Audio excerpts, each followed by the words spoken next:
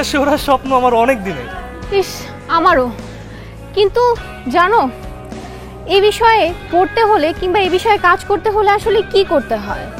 খুব তো ভালো জানা নেই, তবে কিছু ইনস্টিটিউট আছে যারা এই বিষয়ে ওয়ার্কশপ ট্রেনিং করায়, ওদের কাছে যাওয়া যায়। হ্যাঁ বন্ধুরা, আমাদের আজকের এমি লাইফ সাজিয়েছি আকাশে ওড়ার স্বপ্ন নিয়ে, অর্থাৎ এভিয়েশনের ক্যারিয়ার নিয়ে। সাথে থাকছি আমি নিলয়। আমি ইফাত নওরিন।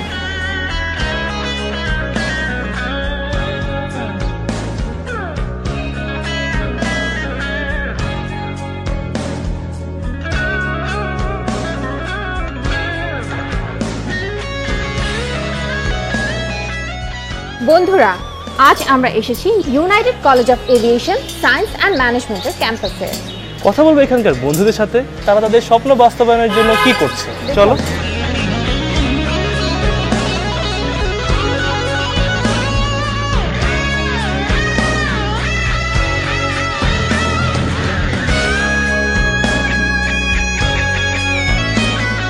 হ্যালো ভাই, আমরা এসেছি 71 টিভি থেকে।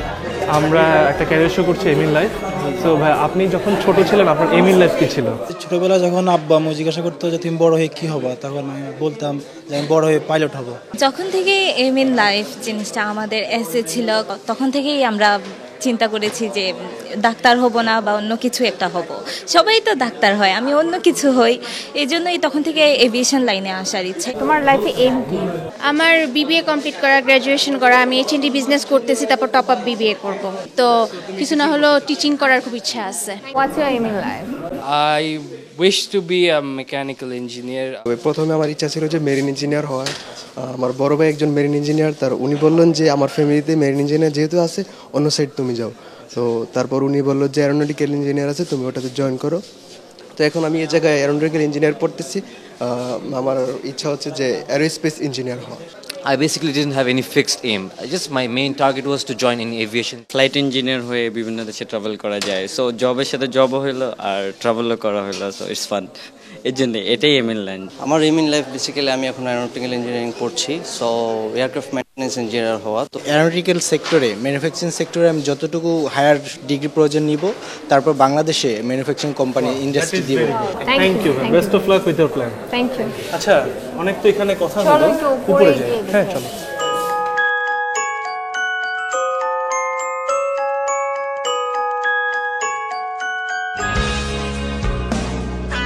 এতক্ষণ আমরা আমাদের বন্ধুদের এইম নিয়ে শুনলাম। তো এখানে অনেকেই অ্যারোনটিক্যাল ইঞ্জিনিয়ারিং নিয়ে পড়ছে। তাহলে চলো আলাপ করে আসা যাক অ্যারোনটিক্যালের বন্ধুদের সাথে তাদের কারিকুলাম নিয়ে এবং তাদের ক্যারিয়ার ডেভেলপমেন্ট নিয়ে। চলো। হ্যালো গাইস, কি অবস্থা? Hello everyone. আচ্ছা, আমরা তোমাদের সাথে একটু কথা বলতে আসছি। তোমাদের ক্যারিয়ার ডেভেলপমেন্ট নিয়ে তোমরা কি কি কাজ করছো? এটা আসলে অনেক ফান জব, অন্যান্য ইঞ্জিনিয়ারিং সাবজেক্ট থেকে একটু ডিফারেন্ট। কারণ অন্যান্য যেমন সিএসসি কম্পিউটার ইঞ্জিনিয়ারিং অথবা অন্যান্যগুলো যদি করি অফিসে বসে থাকতে হবে, তারপর একটা রেগুলার রুটিনের মতো সবাই যেটা করে কর্পোরেট লাইফ এই টাইপের। সো ওই বোরিং লাইফটা চাই নাই। সো আমি চাচ্ছিলাম ফ্লাইট ইঞ্জিনিয়ার হয়ে বিভিন্ন জায়গায় ট্রাভেল করতে, প্লেনের সাথে থাকতে, ফ্লাই করতে পারবো। একজন মানুষের জন্য ফ্লাই করার থেকে মজার কিছু আমার মনে না হইতে পারে, এই জন্যই সিলেক্ট করা আর কি। অ্যারোনটিক্যাল ইঞ্জিনিয়ারিং একটা ডিফারেন্ট সাবজেক্ট। সো ছোটোবেলা থেকে আমার অনেক ইচ্ছা ছিল যে আমি ইঞ্জিনিয়ারিং সেক্টরে ওয়ার্ক করব। অ্যারোনটিক্যাল ইঞ্জিনিয়ারিংটা ওয়ার্ল্ড ওয়াইজ রিকগনাইজড একটা প্রফেশন, সো এটা খুব ইন্টারেস্টিং একটা প্রফেশন, এই জন্য আমি অ্যারোনটিক্যাল ইঞ্জিনিয়ারিং বেছে নিয়েছি। I would like to talk about the curriculum and Oh, all right. It's a very different type of curriculum compared to the one which goes on in Bangladesh or any other country, for example, India. It's assignment-based studies, not exams. It's not like you have to come memorize and give the exam and you just forget it. It's more of practice. You do assignments of your own, and the teachers, they guide you. And I've done a project myself, which is gas turbine engine. I have applied the same principle and I've tried my best to do it as much as possible. It's not like just studying and giving exam. It's more of practice and assignments. So you get to know a depth knowledge about it. আচ্ছা, so তুমি project করেছো, তুমি project নিয়ে কাজ শুরু করবে। So এখানে আর কে কে project নিয়ে কাজ করছে? আমরা যে লাস্ট যে প্রজেক্টটা করেছিলাম সেটা হচ্ছে অ্যারো মডেলিং। কিভাবে শর্ট রান আপ নিয়ে প্লেন কিভাবে ফ্লাই করতে পারবে, অথবা কিভাবে ল্যান্ড করার সময় শর্ট রানওয়েতে কিভাবে ল্যান্ড করতে পারবে, অথবা আর লেটেস্ট আমরা যেটা নিয়ে কাজ করতে চাচ্ছি সেটা হচ্ছে ভার্টিক্যালি কিভাবে টেক অফ করতে পারবে। তোমরা এভিয়েশনে যখন পড়ছো কি কি সাবজেক্ট কভার করতে হচ্ছে? অ্যাকচুয়ালি ইঞ্জিনিয়ার্সরা নর্মালি যে ইউনিটগুলো পড়ে, যে সাবজেক্টগুলো পড়ে, আমরাও সেগুলো পড়ছি, কিন্তু পাশাপাশি আমাদের এয়ারক্রাফট বেসিসে আমাদের কিছু ইউনিটস আছে লাইক এজ ইনস্ট্রুমেন্টের উপর, তারপর এভিওনিক্স, অ্যারোস্পেস ওগুলোর উপর, তারপর instrument, gas turbine engine, propulsion, fluid mechanics ওগুলোর উপর। বেসিক্যালি যেমন আমি অ্যারোনটিক্যাল ইঞ্জিনিয়ারিং পড়াশোনা করছি, সো আমার টোটালি 18টা ইউনিট। সো আমরা যখন আমাদের ফার্স্ট অফ অল আমরা থিওরিটা কমপ্লিট করি, এবং যখনই আমাদের প্র্যাকটিক্যাল প্রয়োজন তখনই আমরা প্র্যাকটিক্যালে যাই। যেমন আমাদের DC-10 এয়ারক্রাফ্টের ইঞ্জিন আছে, DC-10 ইঞ্জিন, এবং ফোকার এয়ারক্রাফট টোটাল আছে আমাদের ল্যাবে। সো আমাদের ল্যাবের ইনস্ট্রাক্টর আছেন। আমাদের যেই সাবজেক্টের প্রয়োজন তখনই আমরা ল্যাবে যে প্র্যাকটিক্যাল করি, এবং আমাদের এয়ারপোর্টে আমরা যাই, এয়ারপোর্টে গিয়ে আমরা প্র্যাকটিক্যাল করি, এবং আমরা নিজস্ব প্রজেক্ট তৈরি করি, যেগুলো আমাদের জন্য খুবই হেল্পফুল হচ্ছে। এবং টোটালি আমরা যে প্রজেক্টগুলো করার কারণে আমরা অ্যারোডাইনামিক্স যে টোটাল মুভমেন্টগুলো প্র্যাকটিক্যাল এগুলো আমরা নিজেরাও জানতে পারছি এবং অন্যকে জানাচ্ছি। তোমরা যে পড়াশোনা করছো তোমরা কি কি প্রবলেম ফেস করছো? ফার্স্ট অফ অল আমাদের প্রবলেমটা হয় ফ্লুয়েন্টে ইংলিশ, সেহেতু আমাদের ইংলিশে ক্লাসগুলো ক্যাপচার করতে প্রবলেম হয়। তো এই জায়গায় যদি আমাদের ইংলিশ লেকচার বা ইংলিশ ক্লাস যদি এক্সট্রা রাখা হয় প্রথম দিকে ফার্স্ট সেমিস্টারে, তাহলে সেটা ভালো হয় আমি মনে করি। অ্যারোনটিক্যাল ইঞ্জিনিয়ারিং আসলে একটা রিচ সাবজেক্ট, সো সেই ক্ষেত্রে এখানে প্র্যাকটিক্যাল পার্টসগুলো সম্পূর্ণ বাহির থেকে আনতে হয়, যেহেতু আমাদের বাংলাদেশে অ্যাভেলেবল না। সো সেই ক্ষেত্রে কস্ট অনেক বেশি। অ্যাজ এ স্টুডেন্ট হিসাবে আমাদের সেটা বেয়ার করা কিন্তু পসিবল না। সো আমাদের ভার্সিটি আমাদের হেল্প করে, ইভেন আমাদের গভর্নমেন্ট যদি আমাদের হেল্প করে দেন, আমরা যদি বাহির থেকে পার্টসগুলো আনার সময় আমাদের ট্যাক্স যদি ছেড়ে দেয়, সো সেক্ষেত্রে কিন্তু আমাদের অনেক সুবিধা হয়। ধন্যবাদ সবাইকে। তোমাদের ক্যারিয়ারের জন্য আমাদের সবার শুভকামনা থাকলো। অবশ্যই তোমরা তোমাদের যেসব ইচ্ছা আছে এগুলো পূরণ করতে পারবে। Thank you.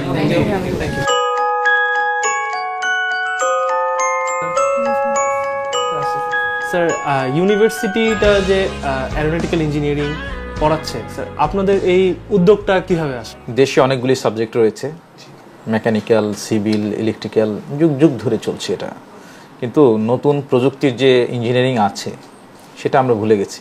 তো ওই জায়গা থেকে আমাদের চিন্তা ভাবনা যে নতুন কোনো ইঞ্জিনিয়ারিং আনা যায় কিনা, এই জায়গাটা আমাদের দেশে এখনও ফাঁকা হয়ে আছে। আগামী 10 বছর পর বাংলাদেশে এই সেক্টরটা অনেক মার্কেট পাবে এবং অনেকগুলি সেক্টর তৈরি হবে, সেই দিকে চিন্তা করে আমরা এই সাবজেক্টটা আসলে শুরু করেছি। এইখানে যে এতগুলো সাবজেক্ট আছে, কিন্তু তার মধ্যে এভিয়েশনটাকে অনেক বেশি এমফেসাইজ দেওয়া হচ্ছে। জব মার্কেটে আসলে অপরচুনিটিসটা তাদের কীরকম? তথ্য প্রযুক্তি বিজ্ঞানের দেশ হবে বাংলাদেশ, এই জায়গা থেকে আমরা চিন্তা করেছি যে এই সাবজেক্টগুলি আমাদের শুরু করা উচিত, এবং আইটি সেক্টরের সামনে বুমিং মার্কেট হবে এবং এভিয়েশন সেক্টরের বুমিং একটা মার্কেট হবে। তো সেই জায়গা থেকে আমরা চিন্তা করছি শুধু চাকরি নয়, উদ্যোক্তা হবে আমাদের ছেলেমেয়েরা। 100 ছাত্র 100 সফল পরিবার তৈরি হবে এখানে। আমরা যে সিলেবাসটা এখন করাচ্ছি ইউকে এডেক্সেলের, সেম সিলেবাস 110টা দেশে চলে, মানে সেম সিলেবাস সেম জিনিস সে সারা ওয়ার্ল্ডে একইভাবে পাচ্ছে। তার মানে আমরা কোয়ালিটিতে ওয়ার্ল্ড ক্লাস। আর এয়ারক্রাফট এমন একটা সাবজেক্ট যেটা ইয়েস অর নো ছাড়া কোনো ইয়া নেই। তো এয়ারক্রাফট উড়বে কি উড়বে না ইঞ্জিনিয়ার বলতে পারবে। ইঞ্জিনিয়ার যখন বলবে ইয়েস, মাঝখানে কোনো কথা নাই যে উঠতেও পারে, সমস্যা হইতে পারে, এরকম কোনো কথা আসলে এয়ারলাইন জগতে হয় না। Yes or no.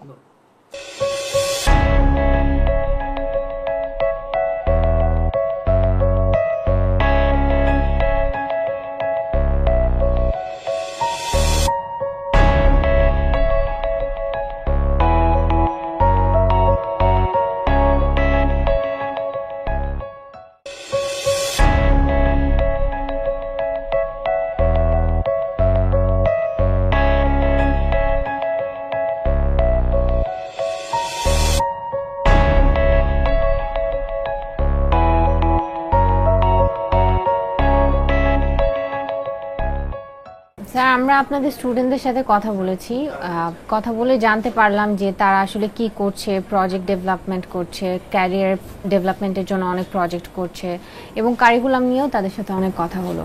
তো তাদের সাথে কথা বলার পরে আসলে আমাদের কিছু কোয়েশ্চেন এসেছে, তো সেই কারণে আসলে আপনার কাছে আসলাম যে কথাগুলো জানতে। তো প্রথম কোয়েশ্চেন যেটা হচ্ছে যে প্রত্যেক বছর বা প্রত্যেক সেমেস্টারে কি পরিমাণ স্টুডেন্ট আসলে এখান থেকে বের হয়? আমাদের তো কয়েকটা ডিপার্টমেন্ট আছে, বিশেষ করে aeronautic engineering, aviation management, computer science and engineering, cabin crew and others. তো সব মিলিয়ে অন্তত কমপক্ষে 40 থেকে 50 জন বের হয় প্রতি সেমিস্টারে। বের হওয়ার পরে তারা কোথায় কাজ করছে বা কোথায় কাজ করার সুযোগ হয়? সারা ওয়ার্ল্ড ব্যাপী যেহেতু এই পেশা দুটোর হিউজ একটা ডিমান্ড আছে, সুতরাং তাদের জবের কোনো প্রকার কখনো ঘাটতি হয় না। বিদেশে বিভিন্ন এয়ারলাইন্স ছাড়াও বাংলাদেশ বিমান, ইউনাইটেড এয়ারওয়েজ, ইউএস বাংলা এবং রিজেন্ট এয়ারওয়েজ, নভো এয়ারওয়েজ এবং আরিরাং এবং বিভিন্ন হেলিকপ্টার লাইক স্কয়ার এবং এটিপি ইত্যাদি প্রাইভেট এয়ারলাইন্স সমূহে তারা জব করছে। আমি আজকে ওদের সাথে কথা বলে যেটা জানতে পারলাম, প্রথমে যখন ওরা জয়েন করে এবং তারা যখন পড়াশোনা করে তো তারা অনেক রকমের প্রবলেম ফেস করে। তো এই প্রবলেমগুলো সলভ করার জন্য আসলে ডিপার্টমেন্ট থেকে কি ধরনের সাপোর্ট দেওয়া হয়? প্রথমে তাদের একটা ওরিয়েন্টেশন করাই, সেটা মেইনলি ইংলিশের উপর। যেহেতু আমাদের সাবজেক্টগুলো আবার প্রত্যেকটা সাবজেক্টে ইংলিশে, বিশেষ করে অ্যারোনটিক্যাল বা এভিয়েশন ম্যানেজমেন্ট বা কম্পিউটার সায়েন্স অ্যান্ড ইঞ্জিনিয়ারিং, সেখানে ইংলিশ ছাড়া কোনো উপায় নাই। সুতরাং আমরা তাদেরকে তৈরি করে ফেলি ওইভাবে যাতে so that they can pick up their courses. প্রত্যেক বছর বা ইয়ারলি বলেন বা সেমেস্টার ওয়াইজ স্কলারশিপের কোনো সুযোগ আছে? বা যেহেতু একটা ইন্টারন্যাশনাল একটা সাবজেক্ট এবং এটার অপরচুনিটিস ইন্টারন্যাশনাল মার্কেটে আরও অনেক বেশি। আমাদের সাথে বিভিন্ন দেশের বিভিন্ন ইউনিভার্সিটির সাথে এমইউ করা আছে। তারা আমাদের ছাত্রছাত্রীদের জন্য, বিশেষ করে এই কলেজের ছাত্রছাত্রীর জন্য বিশেষ একটা স্কলারশিপ প্রদান করে থাকেন। এটা তাদের অবশ্যই আমি বলবো যে রেসপেক্ট টুয়ার্ডস বাংলাদেশ। ধন্যবাদ স্যার আপনাকে এতগুলো কোয়েশ্চেনের অ্যান্সার দেওয়ার জন্য, এবং আমাদের অনেক কিছু জানার ছিল আসলে, সেগুলো আপনার কাছ থেকে জেনে নিতে।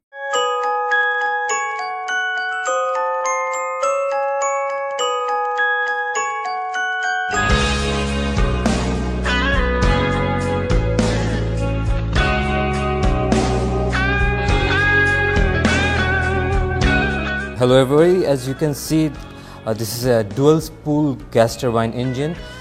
If we all research in YouTube or any other websites, you will see projects on gas turbine engine, but I haven't seen any people making dual spoon because it's kind of challenging.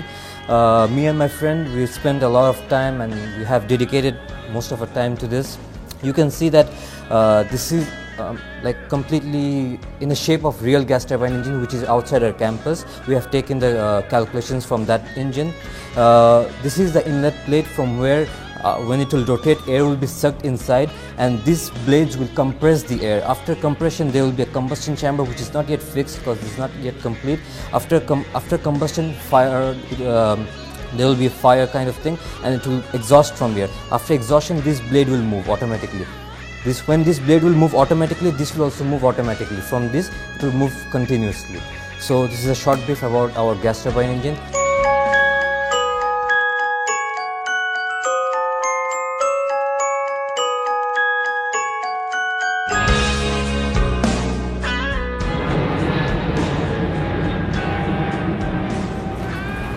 Norin, এতক্ষণ কিন্তু আমরা এভিয়েশনে পড়া ছাত্রদের সাথে কথা বলেছি এভিয়েশনে পড়া শিক্ষকদের সাথে। আর এই এভিয়েশনকে যারা ক্যারিয়ার হিসেবে বেছে নিয়েছে, চলো তাদের সাথে কথা বলে আসা যাক, তারা এই ক্যারিয়ার নিয়ে কি ভাবছে বা কি বলছে। চলো।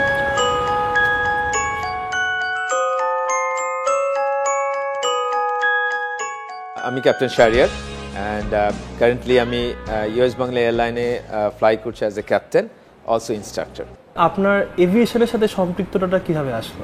Once I passed HSC, then I joined Air Force. Just 2011 I left Air Force, voluntary retirement, then I joined the commercial aviation side. আপনি তো এয়ার ফোর্স থেকে এসেছেন, যারা আমাদের এভিয়েশনে পড়াশোনা করে সরাসরি আসছে ওদের ক্ষেত্রে জিনিসটা কিরকম হয়? ওদের ক্ষেত্রে ট্রানজিশনটা আরো easy. So it's you have to have science background in HSC. So after HSC you can join the flying clubs. Now আমাদের এখানে এখন অনেকগুলো flying clubs আছে, is with a good standard. So from the flying club you will get your it comes with a system, PPL, CPL. Once you get the CPL, you are eligible to join any of the airlines. So you are eligible to fly in the commercial aviation. PPL is a private pilot license. So you have to fly in, it's a ground course. Ground course complete করে you have to fly a requisite hour. Then you have to give exam to the civil aviation authority কাছে prescribed examination format আছে, you have to go through it. So you have your PPL, this is the first step to become a pilot. Then the CPL comes, another requisite flying hours, ground course, exams, and you get your CPR license. যারা এখন aviation বা pilot aeronautical এই জিনিসগুলোকে career হিসেবে নিতে চায়, ওদের ক্ষেত্রে মানে কি টিপস হবে যে ওরা কি কি ফলো করলে এই জিনিসগুলোকে ভালো করতে পারবে? Prerequisite is you have to have a science background. So you're having a science background and you have to have a good habit of studying. And এখন studying টা অনেক easy হয়ে গিয়েছে because everything in the net. You give a Google it and you get everything.